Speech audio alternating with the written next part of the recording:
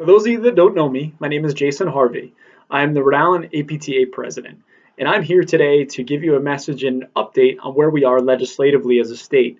So we have three bills right now that are under review up at the State House. One is on copayment, the second is on diagnostic imaging, and the third is on school-based care. The first one I'm going to talk about today is on copay.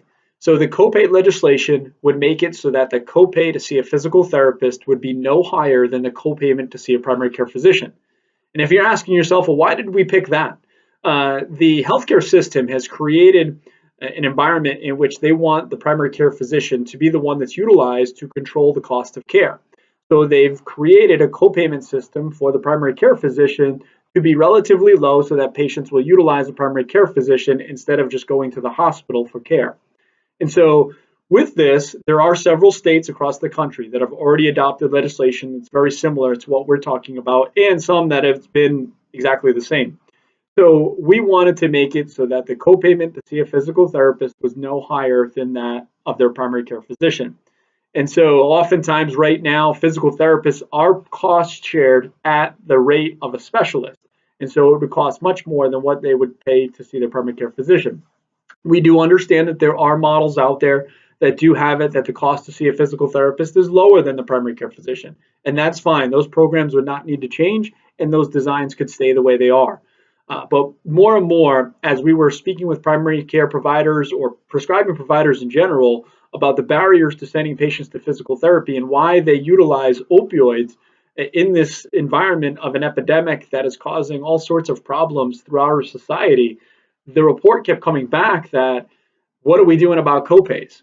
And those patients that have maybe tried it in the past that now have cost sharing that is making it even more expensive to see a physical therapist, the patients were just simply telling their physician, I can't afford to go to PT, so can you please do something?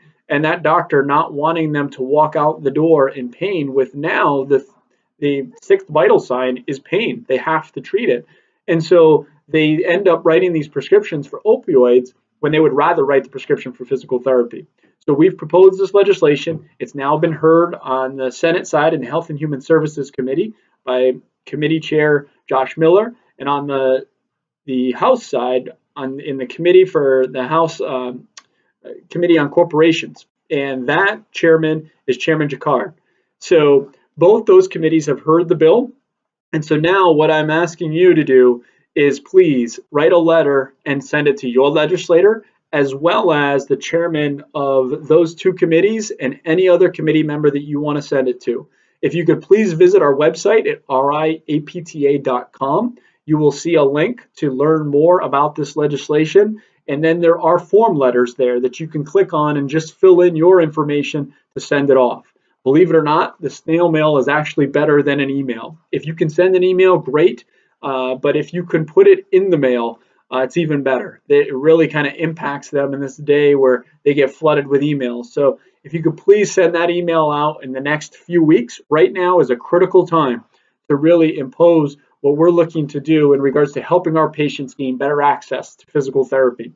So I will be updating you as we go through the next several weeks, as we get closer to when this bill might be voted on and whether it's taken out of committee. But right now, we need that groundswell of professionals, PTs, PTAs, and anybody else that you know you've spoken with that has mentioned that copay could be an issue.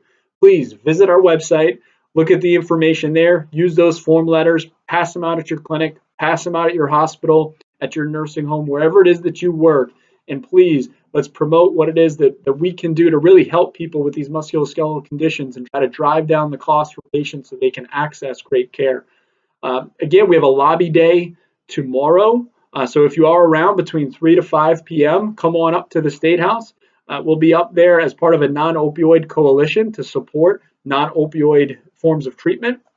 So please come on up, support the cause.